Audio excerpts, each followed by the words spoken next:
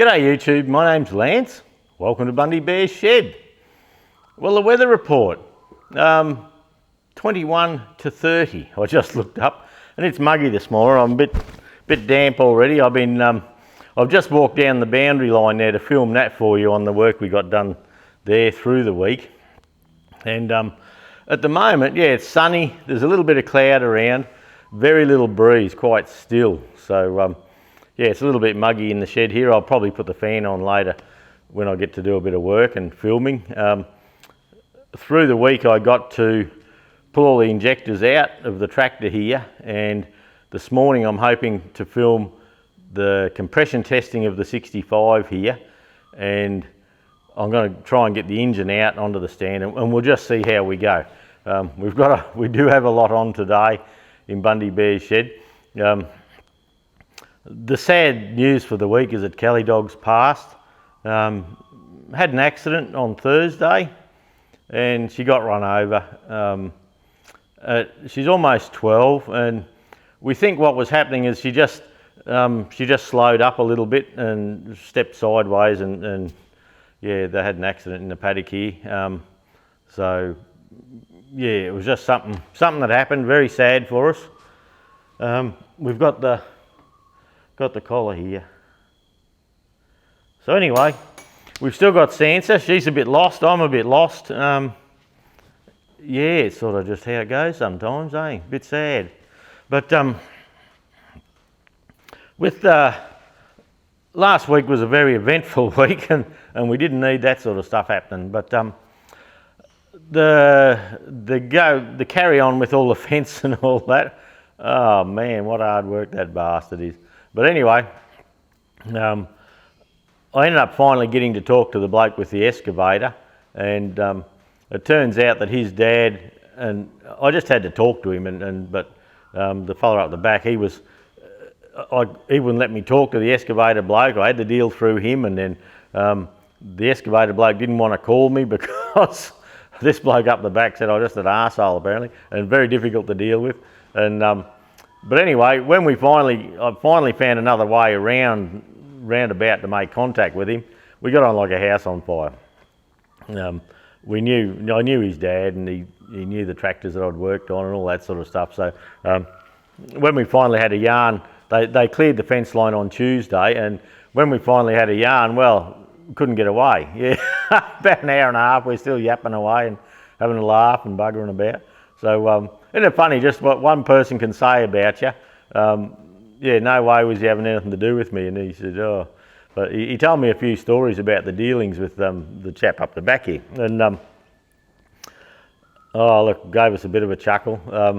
The first couple of jobs, like I spoke to him on the phone, and I told him down the fence line there, our original plan for Judy and myself were, we're just going to clear everything, get a nice fresh start there. We have other plans for coming up the fence line, and just to clear the lot. But the fella up the back, he had this tree marked, that tree marked, and that tree marked, and to tell you the truth, I stitched him up a bit. And he was just so piss important with everything, and I had a couple of trees there, and I said, don't you touch them, whatever you do. So anyway, the excavator bloke, I clued him in, and I said, look, he's going to tell you don't touch this tree, don't touch that tree. I said, you just do it. I said, knock him ass overhead, just look at the look on his face. So anyway, the excavator bloke gets over here, and they're walking up the fence line, and he says, oh bugger it, he says, I think I'll just drop the lot. And the fellow, oh, don't touch them, Lance is going to kick up if you touch them. No, bugger, I'm going to bloody drop the lot, bugger it. And anyway, next thing my phone's ringing at work, and I got them having a group chat, and bloody, oh, Lance, you don't want those trees done, do you? And I said, yeah, drop the bloody lot. And he reckons the look on this fella's face up the back, he's just shaking his head going, after me ripping it up him, telling him not to do them. And unbeknown to him, we'd arranged to roll them. And anyway, gave me a laugh for the day. And so he did the excavator work, and I had him on security. And look, it lasted a bit over an hour, and I said to him, what do you want for that? And he said, didn't Andrew up the back arrange for $400? And I said, yeah, but that's I said, your excavator's not $400 an hour. And he says, you've paid for some of his trees and that too. But he didn't, you know, he said, you hadn't had arrangement. He said, I thought you were paying from here all the way down, both sides. And I said, well, you know, I probably don't really care if I do. And so anyway, I paid him his $400 he wanted, and because that was the deal apparently. So we worked that out, and I was happy with it, and he was happy with it, and we just, and the reason being that if he had to get some off me and some for the other fella, well, that would never have happened. He would have been left high and dry. So, but anyway, on having a bit of a yarn, and I said to him, I says, oh, I noticed all the roots and shit from Andrew, from the other side of the fence there. I said, I noticed all the roots and shit are all over my side. I says, all his saplings, all the roots and all that. And he says, yeah, he told me to do that. And he said, just put the whole lot over there. And that wasn't the deal. You know, the deal was I had mine and he had his, and that was it. So anyway, in the afternoon, Jude and I had a look, and we're just at the shed here locking up. Next thing, he's walking through the paddock. What do you think of the job? Pretty good, isn't it? And I said, yeah, all except that I got all your shit here. And he looks at me and I said, the deal was you keep your rubbish, I keep my rubbish. I said, I can see down the fence line where we had no trees, all your crap, all your suckers and all that are pushed into my place. What's going on there? I said, that wasn't the deal. Oh, I said, I had no say in that. The excavator bloke just put it where he wanted. But anyway, he micromanaged everything else. And I said, that's not what he told me. And he just got a bit of a silly look on his face. I said, anyway, you need to piss off. Go home. So, anyway, so we're stuck with a heap of junk that's not ours, but we're just going to work with it and let him have a win. Well, I'll just roll it around a bit and try and get all the roots and that out of the dirt. And I wouldn't mind a stick rake on the front of me loader at the moment. But anyway, I haven't got one, so I won't have one. So, yeah, it gives us a nice opportunity now to clear up down the fence line and see. There's a video at the end of this stew where I've walked up the fence line to show you what's happening. So, so yeah, that was that was a bit interesting. But talking to the excavator bloke, he says, that fella up the back, he says, oh, I've had to fight him all the way. I said, what are you talking about? And he said, I did a job for 2 cartons of beer up the back there, pull out a couple of roots. And he said, he gives me the 2 cartons of beer and says, I haven't ever tried that before. He says, you mind if I grab a 6-pack out of the corner of each one? And he said, no. He says, it was 2 cartons, 2 full cartons, so leave them there. So, okay, no worries, job done. And he left them there, and then he had another little job, and it was going to be $150. And so he does the job, and he hits old mate up for the money, and he hands him a thing of cash. There you go, and starts walking off. And he says, hey, hang on. He says, you're 50 short. Oh, no, he says, oh. I said, I've counted that a few times. And he said, I don't give a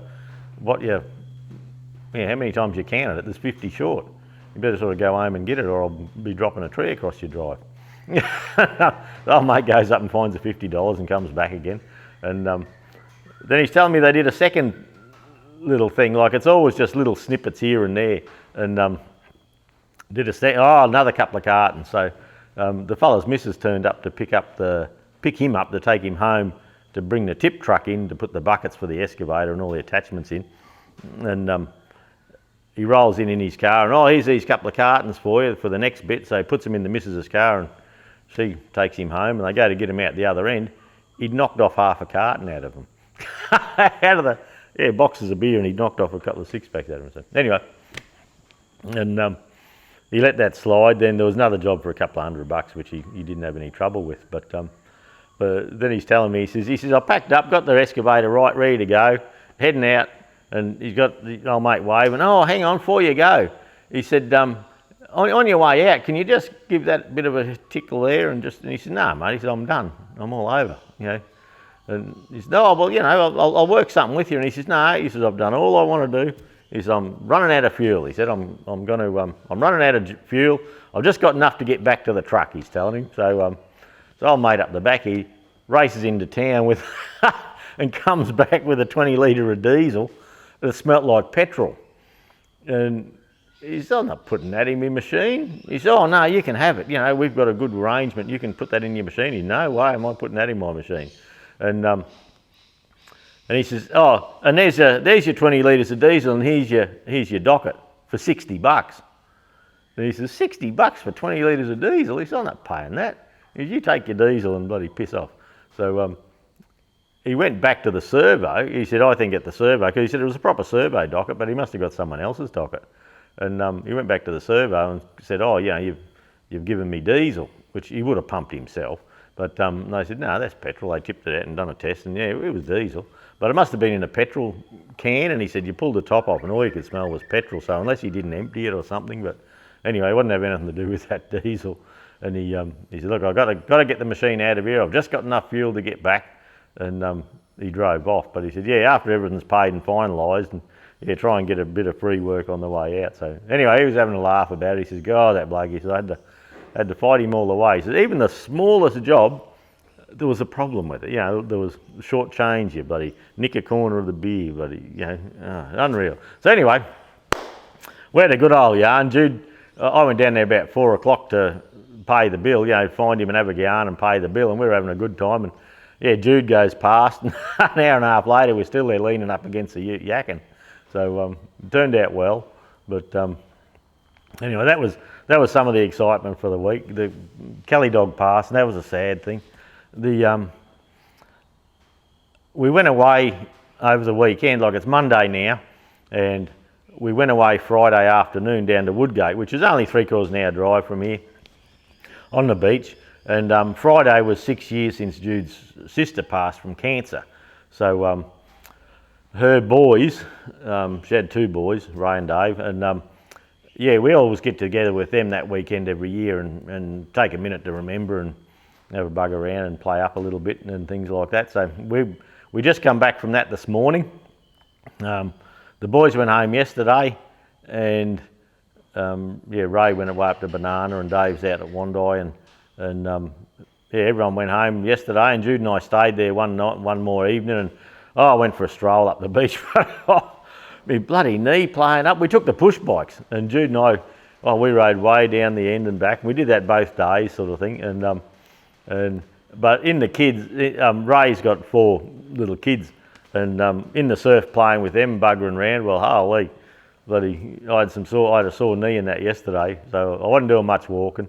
But yeah, we had a great time, and Jude and I stayed the extra evening, and yeah, went out for dinner, and this morning, yeah, we hopped up about 4 a.m. this morning, and Adele's been here looking after the place, our daughter, and so we got home.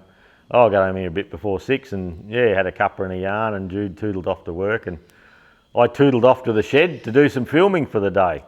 But yeah, a bit of an empty spot up here, but yeah, we'll get there. The old pardon me, the old Kelly dog, well, she's not there pinching the chair and barking at things. So Sansa, the other dog, she's a bit lost. I can't even see her at the moment, but she's usually sitting down, but she's real close. So anyway, we'll see. So hopefully this coming week's a better week. Wouldn't have to be too much bloody better to be better. And this Thursday, I don't know what's going to happen with the stew next week. This Thursday, I'm jumping in the ute and I'm heading down south, and I've got onto some genuine Fergie stuff. This old bloke, he's 84. He started his Massey Ferguson apprenticeship when he was 14, and over the years he earned his living the same as I did, going farm to farm fixing tractors, and yeah, working from home. And he always did it on a shoestring budget, his lad was saying, who I'm dealing with. And but later in life they built the old fella a nice shed and all that. But now his health's let him down, and they're selling all the gear. And his dad has Parkinson's and dementia's sort of kicking in. So where at some stage he could talk to Dad and say, what's this and what's that, and he'd say, this is this and that's that and such. Well, it's past that now. And so anyway, I've done a couple of deals down in the middle of, it's down below Sydney. And so I've done some deals out in southwest New South Wales, I suppose you'd call it. And so I'm jumping in the ute on Thursday. I'm going to spend a good 2 days getting down there. It's 3,500 kilometres round trip, and I'm just going to tootle off on my own. I've got to put the canopy on the ute today and take the awnings off and get ready. And look, the stuff, I've done a bulk purchase of all the Massey Ferguson manuals. There's all the manuals, there's workshop books, a lot of 100 series, 290 series, 500 series, all the way through. I see a 35 book there in the photos. He's just sent me photo after photo. I don't know how many manuals there, I haven't counted them. But we've done a deal for all of the manuals, and that's going to be a load. And he had a full ute load, he was telling me yesterday. And so I've bought all of that, and I've bought the service notes from the service schools that his dad did when he was doing the Massey schools. I've bought all of the service bulletins. There's green folders like this with all the service bulletins in. I've bought all of them. All of the repair time schedules, you know, it should take you this and that for warranty. They're pretty useless, but look, we're getting them anyway. There's a lot of operators' books. I see an operator's book there for the MF1 post hole digger, the rear saw on the Fergies. Yeah, there's a lot of stuff with combines and headers, you know, headers, combines, balers, all Massey Ferguson balers and things like that. Operators' books, parts books, things like that. So a lot of that stuff is not down my alley, but I've had a yarn to the folder and I said, look, the stuff I don't want, I'll buy the whole lot. The stuff I don't want, I'll come home and I'll have a sort and a shuffle and all that. And some of the stuff that is not useful to me or the business, we will put out on the market again, and we'll go from there. We've agreed on a price on the Massey Ferguson flow meter. There's a set of gauges and a flow meter, and it's a proper MF 142 or something rather, and some fittings. We've agreed on a price on that. So yeah, we'll be getting all the proper Massey flow meters. The flow meter stuff, no, it's just, it was a bloke like me buggering around on YouTube. It's just going to be a nice thing to have. The service bulletins, we're going to try and scan them and get them digital, and possibly look for an archive somewhere, Friends of Ferguson Heritage or something like that. I'm thinking on the Bundy Bear Shed website, I will probably host all that maybe. And he's telling me yesterday he's got the tin garbage cans. He's got one of them full of tools like clutch aligning tools, clutch finger setting tools.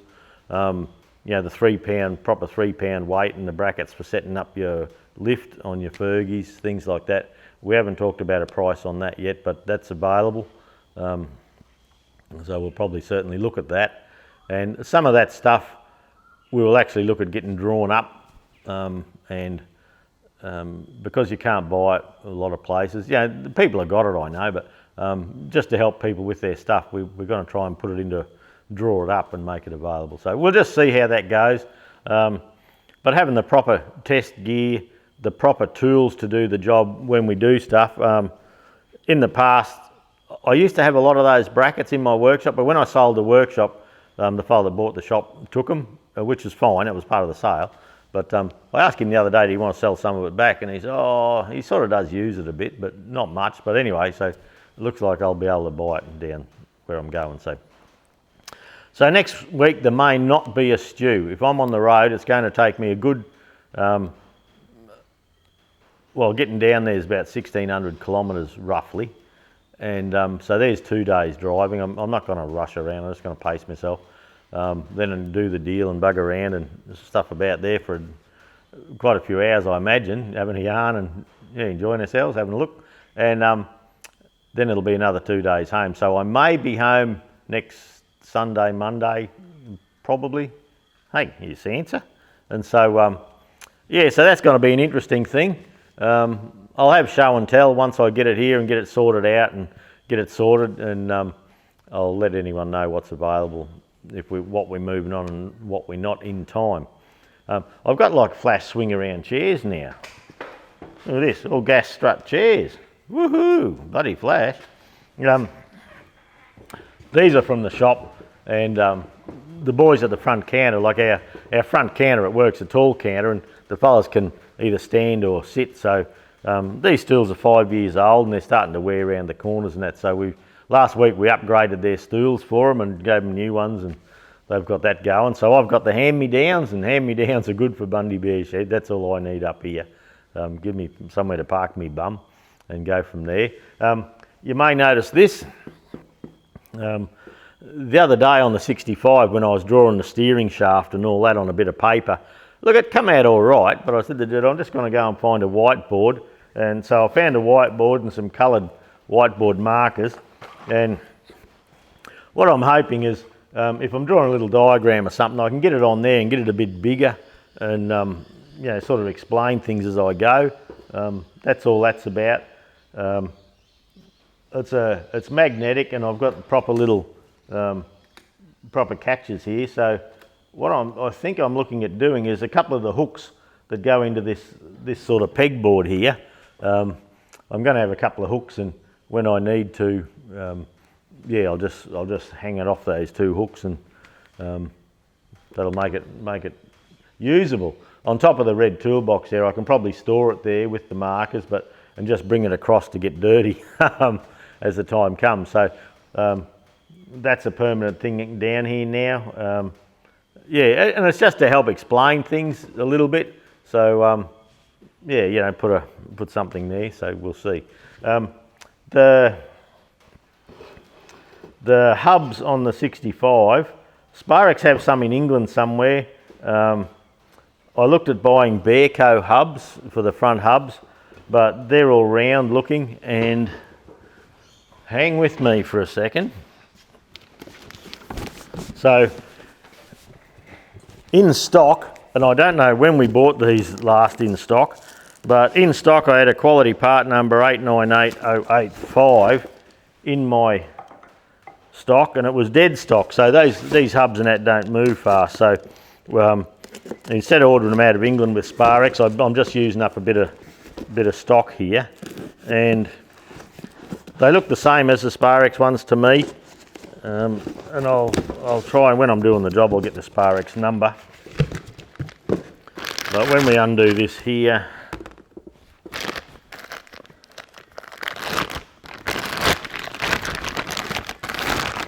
so these are out of Queensland Tractor Spares stock. So you can see you have the ribs around the front, and on the original one you have these 6 ribs coming down here, and on this hub here we have those 6 ribs coming down, and so that looks exactly the same as the Sparex one. So probably the same supplier. It's just that yeah, Sparex didn't have any here. I had to bring them in from overseas, which is not a problem either. Sparex do that for us, but yeah, that'll move that front job on a little bit. So maybe I'll get that filmed this weekend or not. I'm trying to get a few in the bank, so the weekends I'm away, I'm still dropping out a bit of content. So I can still, yeah, put a couple of videos out. I think there was 3 65 ones last week. I haven't looked at YouTube while I've been away. I've just been busy. I see there's messages, Bundy Bear Shed messages, and I see there's Bundy Bear Shed on Facebook. It's a busy thing sometimes with messages. So I'll try and deal with them this morning in amongst everything. But yeah, I'll try and film pressing the wheel studs in and setting the bearings up and that. I've got one kingpin assembled. I've got a lot of work to do there as well. But at the moment, today I'm going to try and do the compression test and get the front end off. Yeah, just a few other jobs. I'll film some and some I won't. It's just I'll film what I think's interesting to people. But just watching me undo 6 bolts, pulling that cast front bolster off, I wasn't thinking of filming that. I thought, well, 6 bolts, bloody, it's not hard work. So we'll see. Anyway, we'll work from there. So look, I better wrap it up there. I've been flapping my gums enough. Have a good week, everyone. Stay safe. I'll be on the road next weekend. Then there's a spare weekend. Then I've got to go away for a wedding for a weekend, but I'll have the Monday. And then the week after that, we're heading down to Bendemeer to the Fergie muster. So that'll be a good thing. Had some visitors from YouTube. a couple from up Innisfail there, they come in and had a chat. Yeah, up northern Queensland there, had a chat. That's good to catch up. Just a quick yarn, and yeah, it's the people you meet. You know, the channel is it's about the people you meet, and it's a good hobby doing tractors up, and I like sharing it, and you fellas seem to like watching it. So yeah, so while that's going, we'll keep it all going, eh? This new tools, I am a bit excited about that at the moment. Yeah, that'll be an interesting thing. It'll help the channel, and in turn it'll help my viewers, and we'll try and get the gear out there and usable to the public. So it's about sharing, not tucking it away. So, all right, I'll shut up. Have a great week. Catch you next week, maybe not, but depends what time I get home. But yeah, we'll catch up soon. See you later, eh? Okay, this is what our boundary looks like now. Not a sausage. Here's a bloody old wattle. Looks like it had a termite nest on it, so I'll get that out. It's far enough away from the house I don't have to worry, but I'll get that done pretty soon. But the boundary's all clear, like I spoke about. Some of these roots that weren't actually on our place, but anyway, it all ended up over here, so we're not going to worry about that. We're just going to go with it. Look at that for a root bowl. It's got a fence post jammed in it, and all this long side here was out over the neighbour's fence, out over through here, and the post there and the short bit was on our side. That's what I'd played with before. Whoop, I'm in the shadow. So down through here it's not bad. A couple of posts need to straighten up, but that's all right. We're good with that. Then out through here, you can see all the way up. I try and zoom all the way. We've knocked down gum, everything. I just wanted the whole lot done. Problem's gone now. There's a few.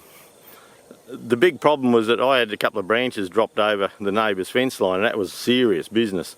So now there's none of our trees, there's all his, so if a tree drops over the fence line, I probably won't even bloody know, to tell you the truth. But that's yeah, that's from over the other side of the fence there. But yeah, that's all right. Well, I got a loader and a bucket, and I'll just clean it up as I go. No big hurry. This is going to take me quite a while to do. Those Gadagi trees, pretty well all, most of it from here up's all my stuff. Some of the stuff from the other side has come across. I can show you up further where there's a big, there's a heap of suckers and saplings and all that cleaned up. But they're all over in our place here now.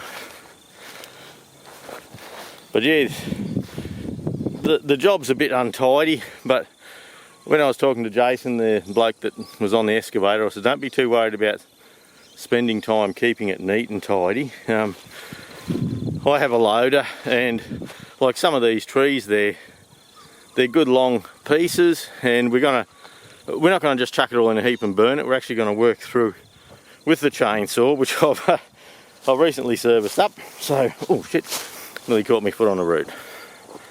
And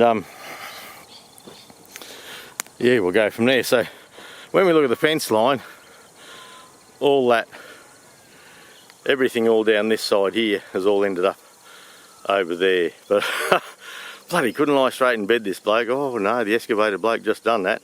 And the excavator bloke says, oh, he says, Andrew said that was what you'd arranged. So anyway, not to worry. So the fence line, we're going to be up him shortly about the fence.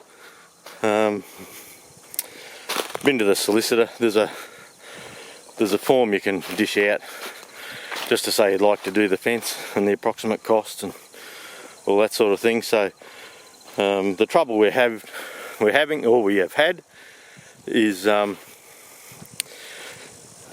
such that everything from now on is going to be documented, but this does need fixing, this fence, so hopefully we can come to some arrangement and get all that done. So, but yeah, when you get up here, I'm huffing and puffing, weekend away. Yeah, when you look up here, like there's not a tree of ours here, and it seems funny there's not a tree left this side either, this side of the fence. So everything from that side is just going to push in our side. And when I asked him about it, he said, oh no, the excavator bloke just done that. And the excavator bloke says, well, he's off, that's what I was supposed to do. So those little things pee you off a bit, but you can either worry about it or you can fix it. So we're just going to come down here and fix it with the loader, and we'll have a nice clear run here. I can get the slasher nice and close. This old round post here, that's not a very good post. But anyway, we'll see.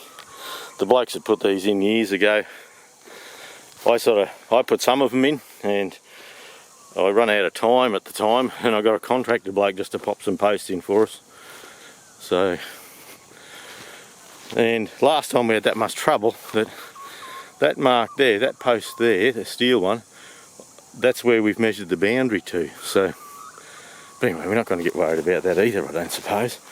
I might take that. I had a couple more star pickets along the fence line here, but they've all gone missing, except for this one. So I'll bring that one's back on my side now, just so it doesn't get nicked. And this big old iron bark, there's some stuff in there, eh? And yeah, up towards the, where are we here? Up towards the yards. That's our little set of yards. That's where the little TEF20 we might get to one day hides.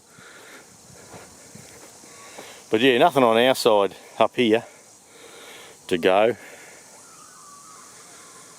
But yeah.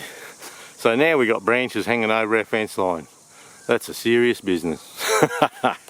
Unreal. And that's the pallet. Am I zoomed right out? That's the pallet for the wire I was donating to the cause that I've had to shift. But yeah, all this here, that belongs over there. So we won't go causing trouble. I got the loader, and I was thinking on the weekend I could just push it all back through, but then you're just making a rod for your own back. So we'll probably just deal with it. And all this here, yeah, all that there's nothing left there, but we got all this in here. So anyway, that's it. I'll turn around, and that's the look up the fence line. All that stuff there's Andrew, it's not ours. But all that stuff through there, the fence line's nice and clear. So let's hope, without too much drama, we can actually get some fences, get this fence finished off. And he wants to make it out of netting, so that's fine. That's going to cost us an extra few $100, probably an extra $1,000 bucks, but yeah, look, let's not worry about that either, eh? Yeah. So there you go. That's a look at the fence line.